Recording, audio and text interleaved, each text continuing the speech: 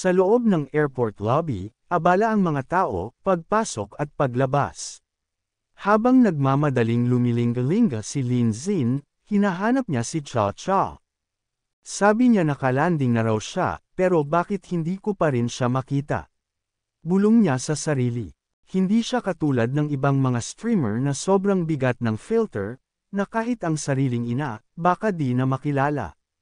Habang naghahanap si Lin Xin, napansin niya si Cha Cha sa kanyang likuran. May ilang fans ang nakapansin kay Cha Cha. Isa sa kanila ang bigla na lang lumapit at pilit na hinawakan ang kamay ni Cha Cha, hinayla-hila pa ang kamay nito. Cha Cha, saan mo gustong pumunta? Ako na ang bahala. Ako na magdadala sa'yo. Sabay alok nito.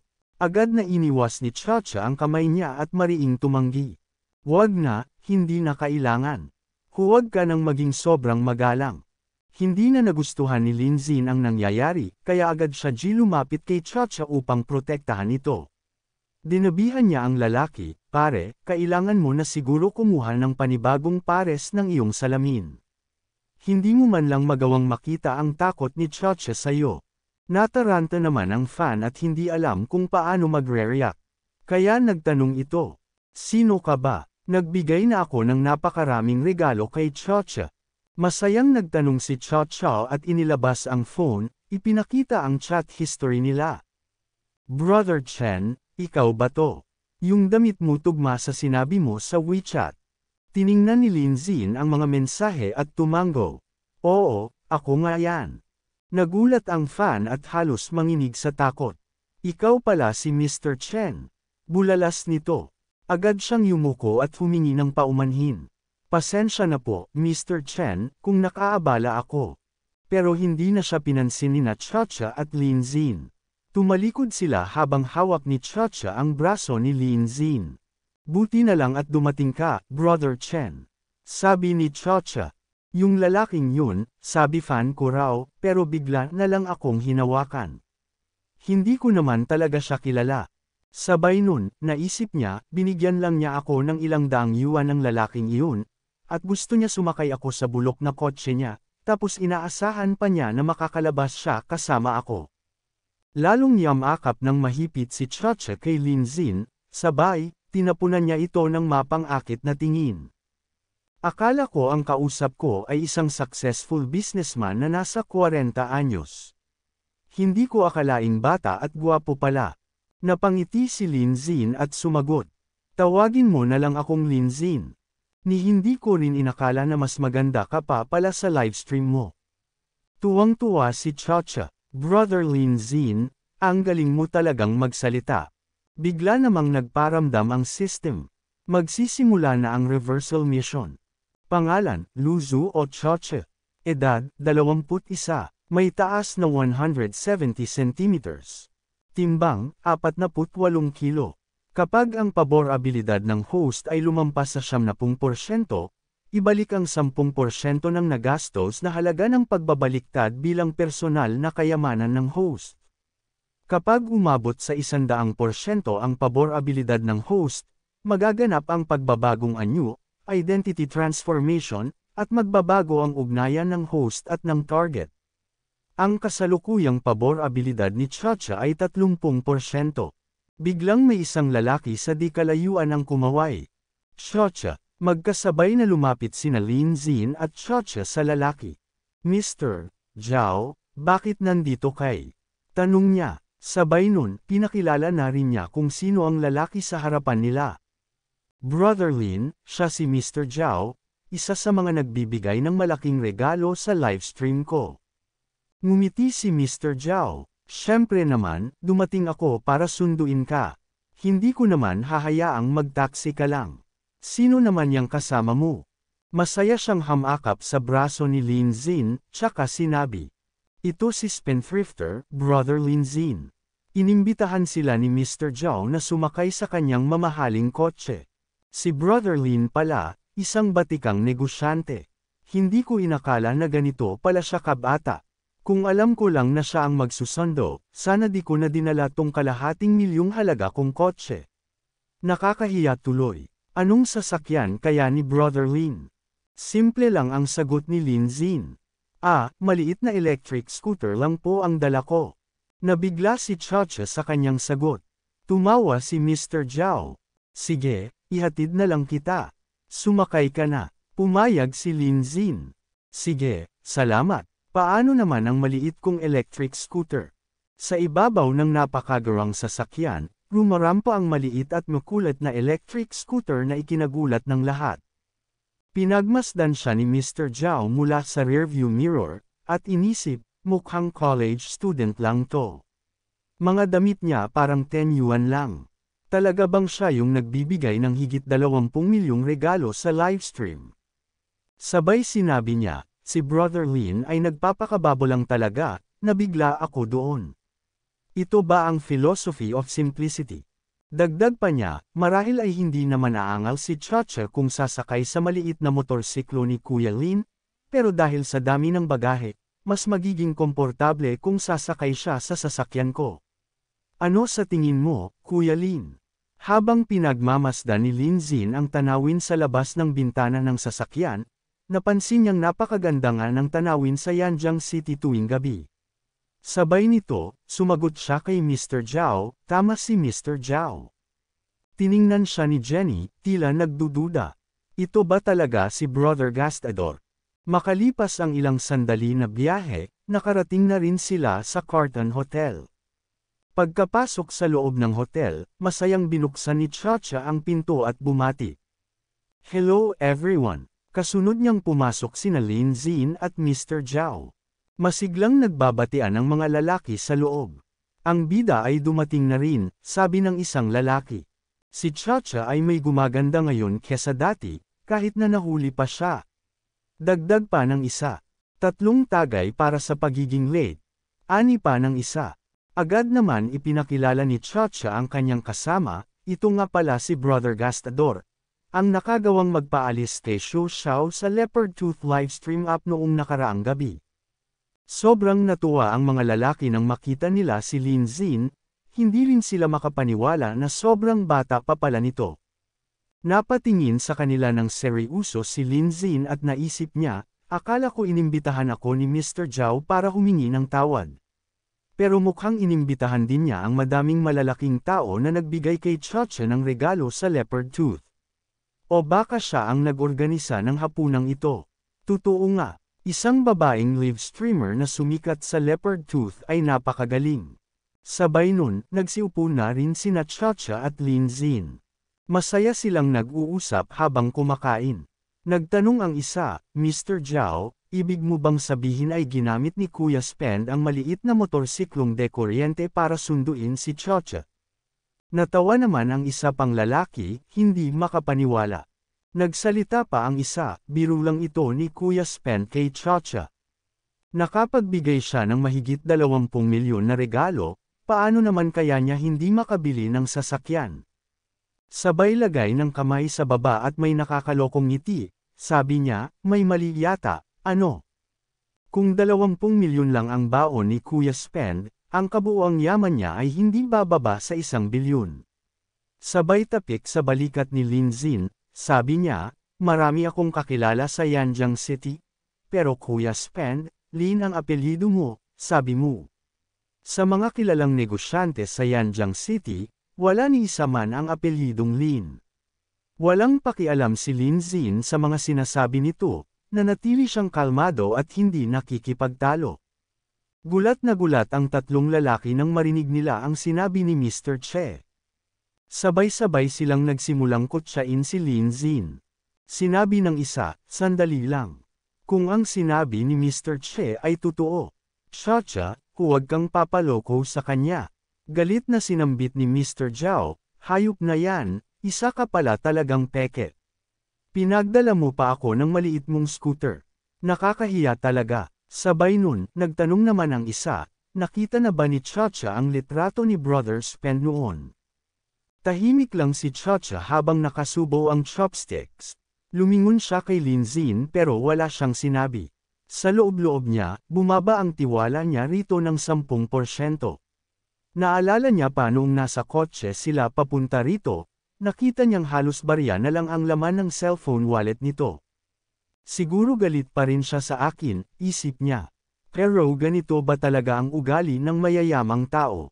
Kakaiba, parang may toyo sa ulo. Pero sa totoo lang, wala siyang pakialam kung anong klaseng lalaki si Lin Zin. Para sa kanya, basta may pera, ayos na. Lahat ng lalaki ay parang ATM machine lang, ang tanong lang, may laman ba? Ngumiti si Chacha at dumaikit sa kanya. Ipinatong pa nito ang kamay sa hita niya. Salamat, Mr. Che, sa pag-aalala mo, pero kahit pa sabihin mong tatlo lang ang pinakamalalakas na pamilya sa Shanghai, kahit wala doon ang family ang Lin. Si Brother Lin Zin, siya ang batang Panginoon sa Lin family sa Shanghai. Napangiti si Lin Zin. Alam niya ang pakay ni Chacha, kunwari tinutulungan siya sa usapan, pero ang totoo, check lang kung totoo ang pagkatao niya. Tahimik siyang uminom ng tubig at tumingin sa mga tao sa lamesa. Yung Lin family sa Shanghai. Di ko sila kilala, pero isang bagay ang sigurado, mas malaki ang yaman ko kaysa sa kanila. Biglang nagtawanan ang mga lalaki sa lamesa. Oy bata, tama na ang acting. Baka tamaan ka pa ng kidlat. Ay nako, si Mr. Lin daw nanalo ng 20 milyon sa loto noon, baka naubos lang sa isang babae, kay Shuang Shuang. Ngayon, di na siya makausap ni Shuang Shuang, kaya heto, niloloko si Chacha. Oo nga, pwedeng gamitin ang reputasyon para sa one-night stand no? Ano, mas mayaman ka pa raw sa Lin family? Sabihin mo nga, anong klaseng kotse ang minamaneho mo? Ilang supercar meron ka? Tahimik si Lin Zin. Hinayla niya si Chacha palapit at tinanong ito habang nakatitig sa mga mata niya. Wala akong sariling sasakyan. Pero Chacha, anong kotse ang gusto mo? Bibilhin ko agad ngayon. Napatitig sa kanya si Chacha na may halong pagtataka. Ang mga lalaki naman, nawalan na ng gana kumain. Hoy! Anong ginagawa mo ha? Nagkukunwari ka pa, halatang gusto mo lang tumakas. Ang yayabang ng bagong yaman. Tumawa si Mr. Che. Nagbubulaanan ka lang, Lin Zin. Fair na, mag-shopping na lang tayo. Sabay tawa ng lahat. Tumango si Chacha, ngumiti at sinabing, salamat, Lin Zin. Gusto ko ng Ferrari FA60. Kung ibibigay mo yun sa akin, may gantimpala kang grand ceremony mula sa akin. Ngunit sa loob-loob niya, bumaba na naman ng 15% ang tingin niya kay Lin Zin. Napabuntong hininga si Lin Zin habang nakatingin kay Chacha. Grabe to, sa labas, parang ang saya-saya niya. Pero sa totoo lang, pababa ng pababa ang interes niya. Kung hindi ka artista, sayang ang talent mo sa pag-arte. Tumayo siya at lumakad papunta sa pinto. Sige, may usapan na tayo ngayon. Lumipas ang kalahating oras, lumabas na rin ang mga tao mula sa restaurant. Sabi ko na tumakas na yon. Clown lang talaga si Lin Zin, sambit ng isang lalaki. Chacha, karaoke tayo, ani ni Mr. Zhao. Tumango si Chacha kahit may konting lungkot sa mukha. Sa isip niya, Lin Zin. Isa ka talagang scammer. Sa kalagitnaan ng madilim na gabi, isang nakakasilaw na liwanag ang sumabog sa kalsada. Lumingon ang lahat, isang super limited edition Ferrari ang dahan-daang huminto. Bumukas ang pinto, at bumaba si Lin Zin, astig at mala-prinsipe ang dating. Ang mga tao ay napatingin. Nakapaligid sa kanya ang mga luxury cars na tila parade ng kayamanan. Ang mga kaninang nanlait kay Lin Zin, ngayon ay nanlaki ang mga mata, hindi makapaniwala. Ngumiti si Lin Zin at nagsalita ng may halong pang-aasar. Pasensya na, mga boss. Nahuli ako kasi si Boss Niu, masyado akong pinilit. Sinabi ko lang na gusto ko ng sports car, bigla niyang pinapunta ang buong fleet para pagpiliin ako. Lumapit ang isang salesman na may pakitang gilas. Napakagandang desisyon, sir. Kilala talaga ang aming serbisyo sa kasinupan.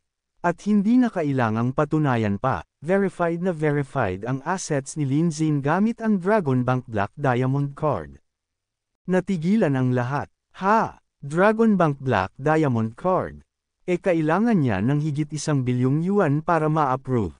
Hindi mo pwedeng rentahan ang mga kotseng yan para lang magpapogi. Hindi yan rental, boss niyo mismo ang nagdala niyan. Hindi yan gagawin kung hindi tunay na bigatin si Lin Zin.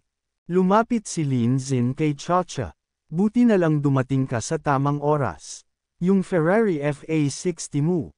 Masyado ng mura. Kulang pa yan bilang regalo. Nagulat si Chacha. Ha, masyadong mura. Ngumiti si Lin Zin. Sabi ng boss niyo, kung gusto mo ng FA60, baka mas magustuhan mo ang Ferrari LF. Kaya ayan, in-upgrade ko na. Regalo ko sa'yo. Ay swipe niya ang Dragon Bank Black Diamond card sa terminal. Agad lumabas ang halaga, 32 milyong yuan. Si Chacha, hindi makapaniwala. Tila kinilig, nagningning ang mga mata. Binili niya talaga, Ferrari LF, higit 30 milyon. Ang mga lalaking nagpakitang mayabang at nanghamak sa kanya kanina, ngayoy takot na takot. Ayaw na nilang mabunyag pa ang mga sikreto nila. Sa loob ng wala pang 2 araw, nakagastos ka na ng higit 50 milyon sa mga simpleng bagay lang, samantalang 30 milyon pa lang ang naipapakita mong kayamanan. Sadyang kamangha-mangha ang estado ng iyong pananalapi. Kanina lang ay pinagtatawanan pa natin siya, bulalas ng isang lalaki. Mr. Lin Zin, sana'y mag-isip ka muna bago ka magsalita ng walang basehan at magdulot ng maling pagkaintindi. Grabe tayong nalinlang ng mga kwento mo.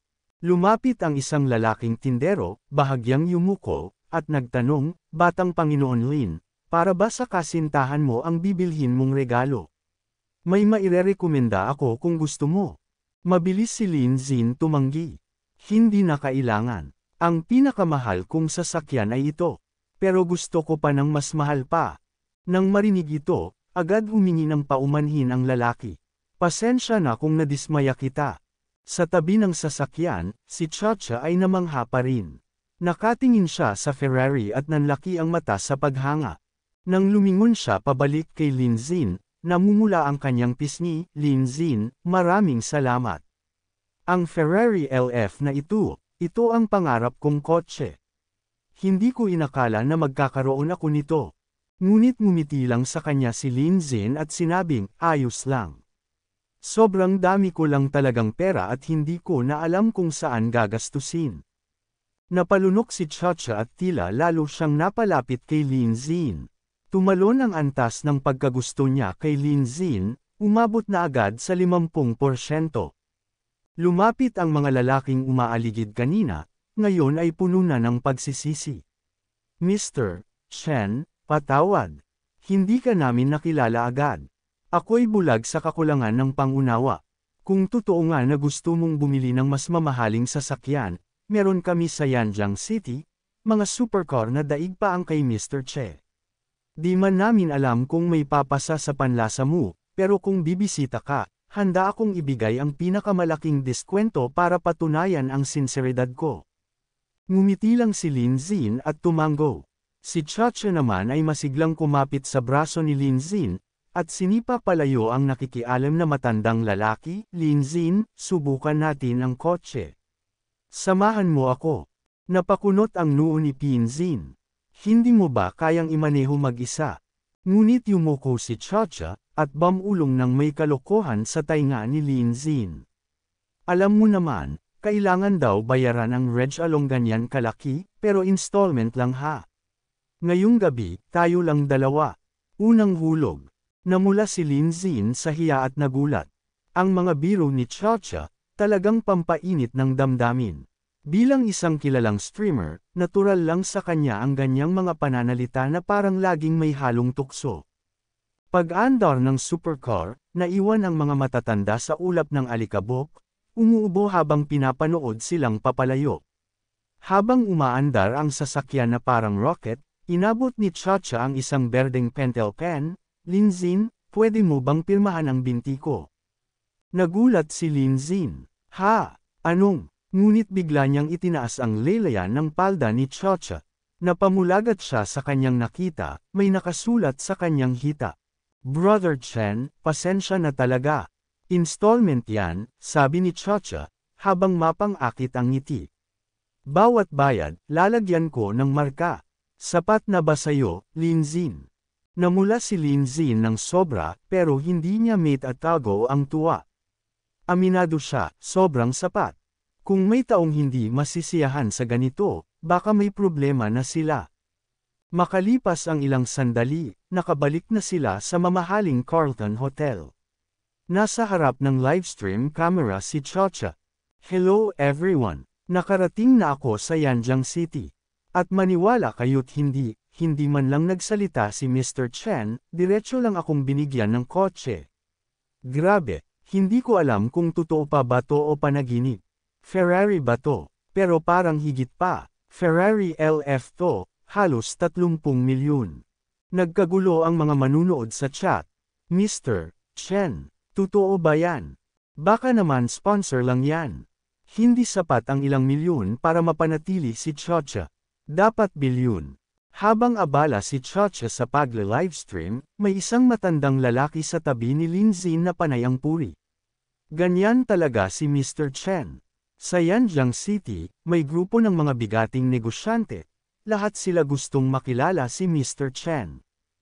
Ngumiti lang si Lin Zin at sinabi, sige, isama mo ako sa grupo. Nagpugay ang lalaki. Maraming salamat po, Mr. Chen. Hindi ko alam paano ako magpapasalamat. Biglang tumunog ang cellphone ni Lin Zin na nasa kanyang bulsa. Agad niya itong kinuha at sinagot ang tawag, "Hello, Old Lee." Sinabi dito ni Mr. Lee, "Lin Zin, may balita ako. Magkakaroon ng high school reunion bukas. Dahil nasa Yanjiang City ka at dito ka rin nag-aaral sa universidad, makakadalo ka ba?" Siyempre, wala rin naman akong ibang gagawin, sagot ni Lin Zin. Sambit pa ni Mr. Lee, at narinig ko, si Xia Yakshuan ay darating din. Nasa Yanjiang University siya ngayon, naglalit major siya. Napangiti si Lin Zin sa kanyang nalaman. Si Xia Zuyuan, ang Diyos ang halos hindi niya nakausap noon. Maganda, matalino, at galing sa mayamang pamilya. Kahit kaklase niya ito noon, ni minsan halos hindi sila nagkausap. Tumango si Lin Zin kay Mr. Lee at sinabi, "Oo, a-attend ako." Huwag kang mag-alala. Kinabukasan, sakay ng kanyang dekuryenteng motorsiklo, tumungo si Lin Zin sa isang marangyang 5-star hotel. Pagkarating niya sa harap ng gusali, napahinto siya at napanganga. Grabe, ito na nga ang Mel-Aden 5-star hotel. Ang bongga, ang yaman tingnan. Habang nakasakay pa siya sa motor, may tumawag sa kanya. Si Lin Zin andito na. Napalingon si Lin Zin at nagtanong agad. Saan ba ipinark ni Old Lee, Xiaozang ang sasakyan? Pero parehong walang alam ang mga kasama niya. Di rin namin alam, high-speed train lang ang sinakyan namin papunta rito. Bigla na lang umusok ang motorsiklong sinasakyan niya. Faranta siyang bumaba. Hala, nasira na naman. Ang malas ko talaga. Naalala ni Lin Zin ang nangyari kagabi. Isinakay nga pala ni Mr. Zhao ang electric scooter niya sa bubong ng kotse nito.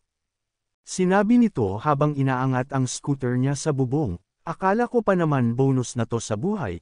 Hindi ko inasahan na ang tinatawag nilang Mr. Chen ay estudyante pa pala sa universidad. Sobrang low-key. Sana makatrabaho ko siya balang araw. Naiilang na nagpasalamat dito si Lin Zin. Si Chacha naman ay nagbigay sa kanya ng flying kiss, sabay sinabi nito, "Brother Lin Zin, magiging busy ako sa shooting bukas pero hahanap ako ng oras para sayo." Sobrang naiinis na lang si Lin Zin sa nangyari kagabi. Sinabi niya, habang binababa ni Mr. Zhao ang motor mula sa pick-up, nabangga ito at tuluyang nasira. Hindi man lang nagbayad ng danyos. Dapat managot yun. Papabayaran ko talaga to sa kanya. Sa likod niya, may isang lalaking tila litong-lito. Mr. Zhao. Akala ko manggagawa lang yun. Apelyido lang ata niya ang Zhao, tulad ng pamilya Zhao. Hindi pa tapos ang drama, dumating naman ang isa pang mayabang na pasikat, sakay ng supercar at may suot pang sunglasses. Hey! Tagal nating di nagkita. Bati nito. Paglingon ni Lin Zin, si Feng Bilian o mas kilala sa tawag na Lian Ge.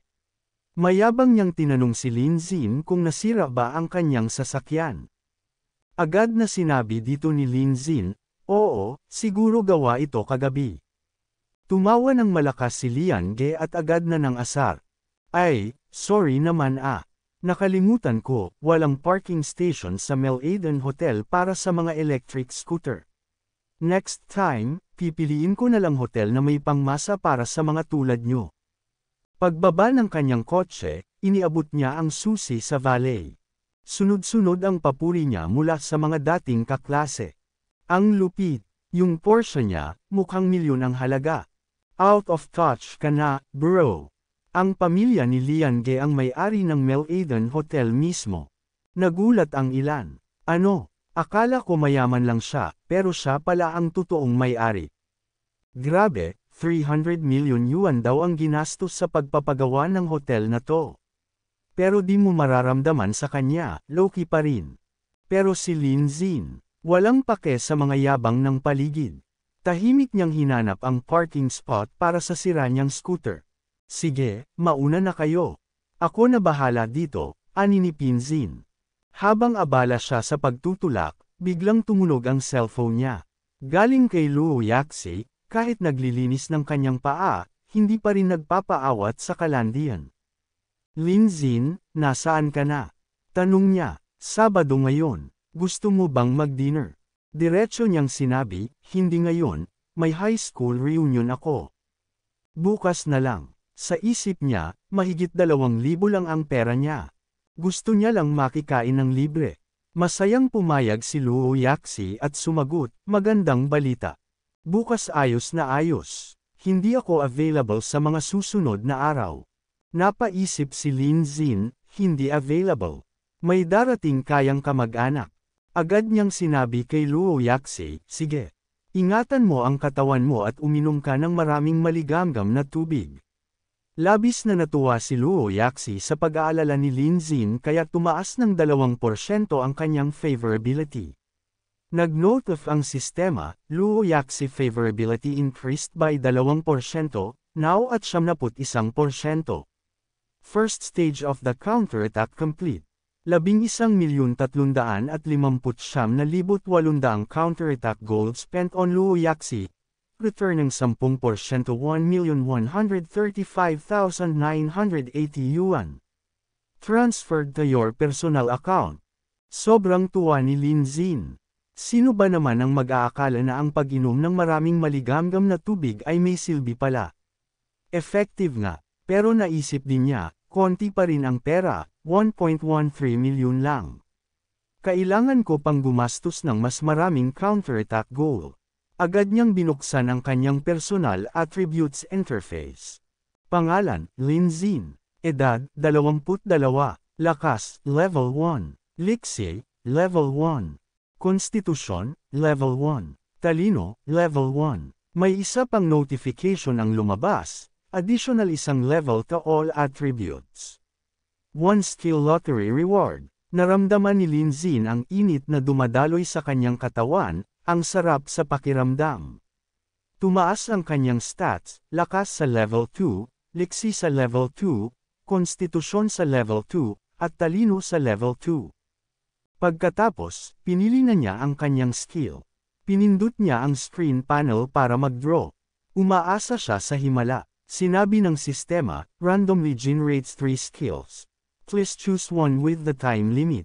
Countdown, 7 hours, 59 minutes, 59 seconds. Ang mga pagpipilian, A-grade skill, Artifact Appraisal. C-grade skill, Lightning 5 Lashes. D-grade skill, Sing, Dance, Rap. Nanlumo siya. Ano ba tong mga kakaibang skills na to? Walang silbi sa pang-araw-araw na buhay. Naglakad na siya papasok ng gusali, napapakamot ng ulo. Bahala na, punta na lang muna ako sa party. Speaking of which, kailangan ko na ring bumili ng sasakyan. Pero hindi ko naman magagamit ang counterattack gold para sa sarili ko. Pagdating sa reunion, puno ng kwentuhan at tawanan ang silid. Umupo si Lin Zin sa tabi ng isang kaklase. Nandito na ba si Xia Yaxuan? Tanong niya, pero bago pa makasagot ang kaklase, biglang sumingit si Lian Ge. Kahit nandito siya o hindi, wala kang karapatan kay Xia Yaoxuan, Lin Xin. Si Xian Yaoxuan ang itinuturing na pinakamagandang dilag ng Departamento ng Panitikan. Bukod sa kagandahan, ang pinanggalingan niyang pamilya ay hindi rin basta-basta. Tahimik man sa klase, kilala siya sa pagiging may breeding at galing sa mataas na angkan ng mga alagad ng sining at panitikan. Biglang napatanong si Lin Xin sa lalaking katabi niya. Mayaman ba talaga ang pamilya ni Xia Yaoxuan? Sumagot ang binata. Hindi nakakagulat kung hindi mo alam. Ang pamilya nila ay may matagal ng pangalan sa larangan ng panitikan. Likas sa kanya ang pagiging mahinhin dahil sa pagpapalaki. May mga bulungan sa paligid. Alam mo ba, sa kanila pala ang museo dito sa lungsod. Grabe, di lang siya maganda, mayaman pa pala. Sinabi ng babae, Lin Xin at Xia Yaoxuan. Hindi sila pareho ng mundo. Kung tutuusin, si Lian Ge lang ang may kakaya ng manligaw sa kanya. Narinig ni Lian Ge ang usapan at ngumisi habang hawak ang baso ng alak, kunwari walang alam. Biglang bumukas ang pinto, na ikinabigla ni Lin Xin habang umiinom ng alak. Isang napakagandang dalaga ang pumasok, mistulang si Elsa ng Frozen sa puting damit at presensyang tumigil ang oras. Pasensya na, traffic, sabi niya, pero kahit walang make-up, halos sambahin siya ng lahat sa ganda. Si Xia Yaoxuan iyon. Natulala si Lin Xin at ang lalaking katabi niya at namula. Naisip ni Lin Xin habang pinagmamasdan ito, totoo nga, ang pagiging napakahusay sa panitikan, napakaganda niya pa kahit walang make-up. Sabay nun, pinakita ng sistema ang beauty score ni Xia Yaoxuan. Ayon sa sistema, binigyan siya ng 74 na over 100 sa ganda, isang napakataas na rating lalo't kilala ang system sa pagiging mahigpit. Agad tumayo si Lian Ge at nagtangkang magbigay ng upuan. Dito ka, Xia Yaoxuan. Pero pareho nang may nakaupo sa magkabilang gilid, at abala ang dalawang babae sa pag-uusap kaya di siya pinansin. Samantalang si Lin Xin, kahit tahimik, ay kumaway at tinawag siya. Xia Yaoxuan, dito ka tumabi sa amin, may bakante rito. Medyo nailang ang lalaking katabi ni Lin Xin, pero naupo pa rin si Xia Yaoxuan sa tabi niya, sabay bati. Matagal na tayong di nagkita, Lin Xin. Ngumiti si Lin Xin at sinabi, akala ko nakalimutan mo na ako. Mahina hong sinabi dito ni Xia Yaoxuan, natatandaan ko lahat ng pangalan ng mga kaklase ko. Sa sandaling iyon, nag-activate ang system. Counterattack mission initiated. Target, Niang, Xia Yaoxuan. Edad, 22. Taas, 168 centimeters. Timbang, 50 kilo. Kapag lumampas na sa 70% ang favorability ni Xia Yaoxuan sa kanya, 10% ng ginastos niyang counterattack gold ay maibabalik bilang personal na kayamanan. Kapag umabot naman ito sa 100%, magaganap ang identity transformation, at mababago ang relasyon ng host at target. Kasalukuyang favorability, 0%. Tuwang-tuwa si Lin Xin dahil matagumpay niyang na-initiate ang system kay Xia Yaoxuan. Napansin ng ibang lalaki ang nangyari. Si Xia Yaoxuan, umupo sa tabi ni Lin Xin. Pambihira. Nangangitim ang mukha ni Lian Ge. Anong klaseng lakas ng loob meron to? Biglang kinuha ni Lian Ge ang pansin ni Lin Xin, kaya agad napatingin dito si Lin Xin. May masamang ekspresyon si Lian Ge at mayabang na sinabi, narinig ko may girlfriend ka raw ng 3 taon. Bakit hindi mo siya dinala rito? Curious lang kaming lahat. Kalma ang sagot ni Lin Xin. Kakahiwalay lang namin noong isang araw. Ngunit hindi tumigil ang isa. Hiwalay. Baka naman gusto mong ligawan si Xia Yaoxuan, kaya yan ang palusot mo. Sumingit pa ang ibang babae. Napakababaw mong magsinungaling. Grabe ka, Lin Xin. Dati akala namin matinong tao ka. Ngayon, wala na. Sa gitna ng mga akusasyon, walang maisagot si Lin Xin. Napansin din niyang bigla na lang bumaba ang favorability ni Xia Yaoxuan sa kanya, naging negative 1% na ito ngayon. Napabuntong hininga na lang si Lin Xin. Napangisi naman si Lian Ge sa nakita niyang naging reaksyon ni Lin Xin. Nagpatuloy si Lian Ge sa pang-aalasta. Oh, Siya Yakshuan, alam ko mahilig ka sa sining. Binili ko nga pala ang painting na Late Da Vinci, Maria, baka gusto mong makita. Nakuha ni Lian Ge ang atensyon ni Xia Zuan, napatingin ito sa painting ni Maria na nasa pader. Agad tumayo si Xia Yakshuan at nilapitan ang painting upang tingnan. Si Lian Ge naman ay tumayo din at lumapit kay Lin Xin. Hinawakan ng lalaki ang balikat ni Lin Xin at nakangising sinabi, "Alam mo ang lugar mo, isa ka lang pulaka. Kung pakikialaman mo ulit si Xia Yakshuan, sisiguraduhin kong wala kang makukuhang trabaho sa Yanjiang City pagkatapos mong magtapos." Lumapit siya kay Xia Yakshuan, habang si Lin Xin ay tahimik na napaisip. Sabi ni Lian Ge kay Xia Yakshuan, "Alam mo kung gaano ko kamahal ang painting na ito. Sa mga susunod na araw, may auction sa lungsod kung saan ang isa pang obra niya, Angel's Blessing, ay ibebenta." Napangiti si Xia Yakshuan at sinabi, "Hindi ko alam na interesado ka rin pala sa mga Renaissance artist. Pwede ko bang tingnan ng malapitan?" Sabi ni Lian Ge, "Huwag ka nang magpakipot, kukunin ko para sa'yo." Sa isip ni Lian Ge, success. Nag-research ako ng husto para malaman ang mga gusto niya, kahit na ang mga bagay na ito ay sobrang boring. Biglang nagsalita si Lin Xin kaya nagulat ang dalawa. Sabi ni Lin Xin, "Mr. Lian, interesado rin po ako sa mga painting ni Da Vinci." Ngumiti siya at sinabi, "Pwede po ba nating sabay na tingnan?" Pinili niya ang kakayahang artifact appraisal. Humarap si Lian Ge kay Lin Xin at agad na pumayag. Sa isip niya, ang tanga naman, napahiya pa sa sarili. Hinawakan ni Lin Xin ang painting at sinuri ito. Napaisip si Xia Yakshuan, gusto niya rin pala si Da Vinci. Nakakalokong ngumiti si Lian Ge at sinabi, "Bakit hindi mo rin sabihin ang opinyon mo? Tingnan natin kung may kakaibang pananaw ka sa painting na ito." Seryosong sinabi ni Lin Xin, "Mali po yan." Ginamit niya ang kakayahang artifact appraisal. Napuno siya ng kaalaman tungkol sa painting at madali niyang nasabi ang kanyang opinyon. Ang mga huling obra ni Da Vinci ay madalas gumamit ng teknik na tinatawag na thin over painting. Gumagamit ito ng kaunting pigment na hinalo sa maraming castor oil para makagawa ng glaze sa pagpipinta. Ang bawat stroke ay may translucent effect. Ang mga kulay sa painting na ito ay kulang sa transparency dahil sa sobrang pigment.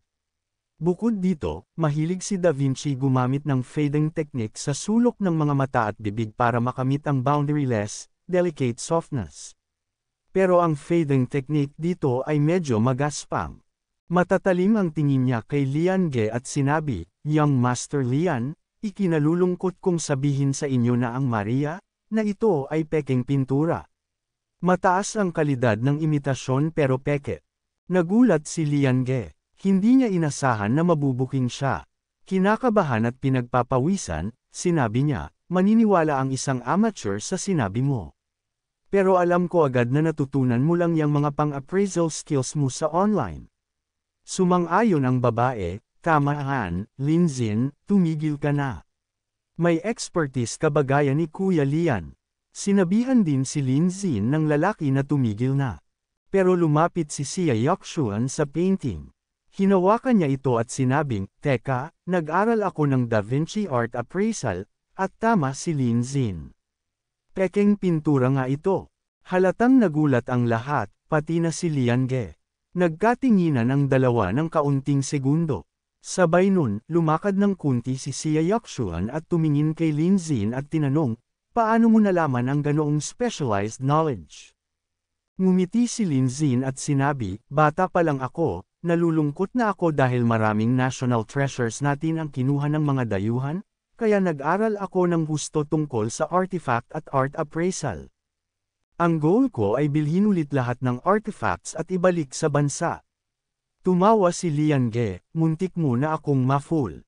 Mabibili ba talaga ng pera ang mga artifacts na yan?"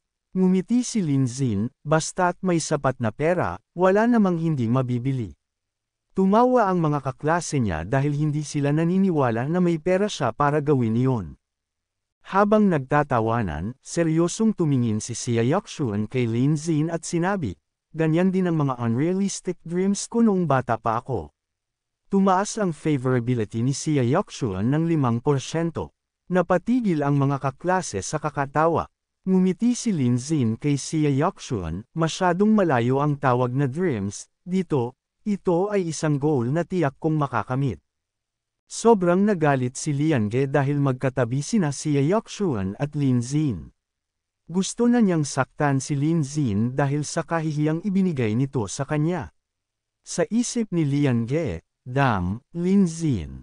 Ang lakas ng loob mong magpakita sa harap ko at agawin si Sia Yuxuan. Kailangan kitang mapahiya ng husto, para makita mo ang pagkakaiba natin."